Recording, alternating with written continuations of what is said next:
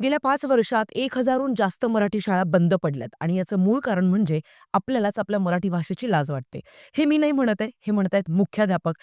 तेच मुख्याध्यापक जे मराठी शाळेच्या अस्तित्वासाठी लढतायत आणि याच डायलॉगला लागून आणखीन एक महत्त्वाचा डायलॉग ते बोलतात. या पृथ्वीवरची पहिली जमात असेल आपली, ज्याला आपल्याच आईची लाज वाटते. बरं, हा तर एक डायलॉग अत्यंत इम्प्रेसिव्ह होताच, पण आणखीन एक महत्त्वाचा डायलॉग होता, तो म्हणजे हा. छापखाना आणि कारखाना यात अंतर असतं. तुम्ही जो बांधणार आहात तो छापखाना आहे आणि हा इथे जो उभा आहे हा कारखाना आहे. क्रांतिज्योती विद्यालय मराठी माध्यम या चित्रपटाची अनाउन्समेंट जेव्हापासून झाली होती तेव्हापासूनच इंटरनेटवरती बऱ्यापैकी या चित्रपटाच्या पॉझिटिव्ह एक वाइब्स सुरू झाल्या होत्या आणि एकंदरीत लोकांनी फार पॉझिटिव्हली या चित्रपटाच्या अनाउन्समेंट व्हिडिओला स्वीकारलं. त्याच्यानंतर टीझर आला आणि आता ट्रेलर फायनली आलेला आहे. म्हणूनच आजचा व्हिडिओ. मला क्रांतिज्योती विद्यालय या चित्रपटाचा ट्रेलर कसा वाटला जाणून घेऊया आजच्या व्हिडिओमध्ये. सगळ्यात पहिली गोष्ट, या पूर्ण ट्रेलरच्या सगळ्यात मोठ्या 2 जमेच्या बाजू होत्या. पहिली म्हणजे कास्टिंग. अत्यंत तगडी कास्टिंग केलेली आहे आणि हेमंत डोमे हे सारखे-सारखे काय त्याच-त्याच ॲक्टर्ससोबत काम करतात. आपल्या कम्फर्ट झोनच्या बाहेर जाऊन नवीन ॲक्टर्सला संधी देत नाही, वगैरे-वगैरे. अशा बऱ्याच सगळ्या कमेंट्स आपल्याच चॅनलखाली लोकं टाकत होते आतापर्यंत. पण ह्या सगळ्या आता समीकरणाला छेदून आर-पार जात प्राजक्ता कोळीला मराठी सिनेमासृष्टीमध्ये पदार्पण करण्यासाठी भाग पाडलंय हेमंत डोमेने. मी ही यासाठी स्पेशल मेन्शन करते कारण प्राजक्ता कोळी जी आहे ती खूप मोठी यूट्यूबर आहे आणि एक सोशल मीडिया इन्फ्लुएन्सर सुद्धा आहे. तिने ऑलरेडी हिंदी काही फिल्म्स आणि सीरीजमध्ये सुद्धा काम केलं. इनफॅक्ट आत्ताच तिची सिंगल पापा ही जी सीरीज आली आहे कुणाल खेमूसोबत, तर त्याच्यामध्ये सुद्धा ती झळकली आहे. बऱ्याच सगळ्या वेगवेगळ्या प्रोजेक्ट्समध्ये तिने काम केलेलं आहे.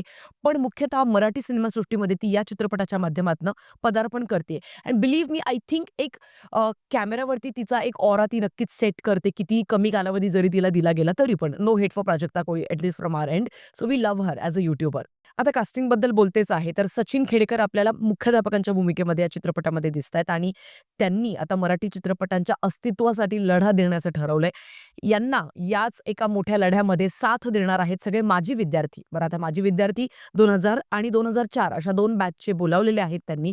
त्यांच्याच क्रांतिज्योती विद्यालय या शाळेमध्ये, जिथे आपल्याला विद्यार्थ्यांच्या भूमिकेत दिसतायत अमेय वाघ, प्राजक्ता कोळी, क्षिती जोग, पुष्करराज चिरपुटकर, सिद्धार्थ चांदेकर, हरीश दुधाडे, कादंबरी कदम आणि इतरही बरेचसे कलाकार या चित्रपटामध्ये दिसणारच आहेत. पण मूळतः कास्टिंग अत्यंत सुंदर आणि समर्पक झाली आहे, असं म्हटलं तर चुकीचं ठरणार नाही. कारण बऱ्यापैकी प्रत्येकाची एक बॅक स्टोरी आहे. प्रत्येकजण आपापले वेगवेगळे कॅरेक्टर घेऊन येतोय. चित्रपटामध्ये थोडेफार हलके-फुलके ह्युमरस काही पंचेस सुद्धा आहेत, जे काही ठिकाणी लँड होतात, काही ठिकाणी ठीक वाटतात. जसं की हा एक पंच. हा नाही जमत. ठेव मग फोन. आई बापाला विसरले, शाळेसाठी कसले येतात नालाय. तू कुठल्या शाळेमध्ये होता? नाही गेलो. गेलास ना. आय थिंक अमेय वाघ जेव्हा मराठी चित्रपटांमध्ये काम करताना दिसतो, तो नक्कीच काहीतरी त्याचा तो जो एक्स फॅक्टर असतो, तो त्या पर्टिक्युलर पात्रामध्ये तो टाकत आलेला आहे. कुठलंही पात्र घ्या, कुठल्याही चित्रपटातलं, पण नक्कीच ती एक वेगळी छाप तो सोडून नक्कीच जातो. चित्रपट संपल्यानंतर सुद्धा त्याचं कॅरेक्टर आपल्या डोक्यांमध्ये तसंच घुमत असतं, फिरत असतं आणि ते एका सच्च्या कलाकाराचं लक्षण असतं, असं मला वाटतं.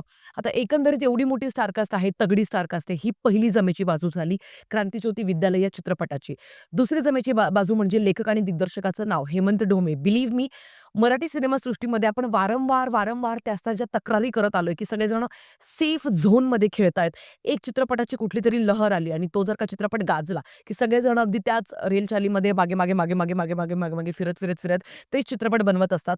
पण हेमंत डोमेचे इथून मागचे जर का तुम्ही 10 चित्रपट उचकलेत, तर तुमच्या असं लक्षात येईल, की वेगवेगळ्या जॉनरातले चित्रपट, वेगवेगळ्या टेस्टच्या ऑडियन्ससाठी बनवलेले चित्रपट तो नेहमी बनवत आलाय. त्याच्यामुळे नक्कीच हेमंत डोमे लेखक आणि दिग्दर्शक असल्यामुळे या चित्रपटाकडनं नक्कीच आपण खूप चांगल्या अपेक्षा ठेवू शकतोय. आता एकंदरीत चित्रपटाची सिनेमॅटोग्राफी कशी आहे, सेट डिझाइन कसं आहे, हे सगळं काही ना आपल्याला चित्रपट आल्यानंतर उमजणारच आहे. पण मुख्यतः मराठी भाषेची अस्मिता जपण्यासाठी, मराठी शाळांचं अस्तित्व टिकवून ठेवण्यासाठी आणि त्यातल्या त्यात आज जी भयाण परिस्थिती आहे मराठी शाळांवरती आलेली, त्यावरती आपण मागे सुद्धा एक व्हिडिओ बनवलेला होता. तुम्ही जर नसेल बघितला तर तो तुम्ही नक्कीच बघू शकता. पण खरं सांगायचं झाल्यास आज फार वाईट वाटतंय, की याच मातीमध्ये जिथे मराठी भाषेला आपल्याला इतका मोठा दर्जा आत्ता मिळालेला आहे आणि कुठेतरी मला असं वाटतं अभिजात भाषेचा दर्जा मिळाल्यानंतर आपण जेवढे आनंदी होतो, तर त्या आनंदामध्ये आपल्याला कुठेतरी ही एक वास्तव परिस्थिती जी आहे ती विसरता कामा नये, की आज मराठी शाळांवरती इतकी वाईट वेळ आलेली आहे, की त्या लिटरली बंद कराव्या लागतायत आणि कुठेतरी मला असं वाटतं याच एका गहन विषयात हात घालत हा चित्रपट हेमंत डोमे आपल्या सगळ्यांसमोर घेऊन येत आहे. आता हा चित्रपट 1 जानेवारी 2026ला रिलीज होतोय. सोलो रिलीज होते या चित्रपटाची. ती एक गोष्ट मला खूप आवडली. कारण मूळतः तेच होतं, की मोठ्या चित्रपटाच्या टक्करला ज्यावेळेला आपण आपला मराठी चित्रपट उतरवतो, तेव्हा फारसा काही रिस्पॉन्स चांगला मिळत नाही आणि 1 जानेवारीला गुरुवार येतोय. त्यामुळे शुक्रवार, शनिवार, रविवार 3 अख्खे मोठे दिवस स्ट्रेट आपल्याला मिळतात बॉक्स ऑफिस बिझनेससाठी. त्यामुळे कुठेतरी मला असं वाटतं तारीख योग्य निवडली. नवीन वर्षाची सुरुवात आपण आपल्या मराठी चित्रपटाला प्रोत्साहन देण्यापासून नक्कीच करू शकतो. आता ॲक्चुअल चित्रपट कसा आहे, स्टोरी कशी आहे, स्क्रीन प्ले कसं आहे, ते सगळं काही आपल्याला 1 जानेवारीला समजणार आहे. पण एकंदरीत आता जर तुम्ही मला विचाराल, तर मी तर पॉझिटिव्ह आहे बाबा.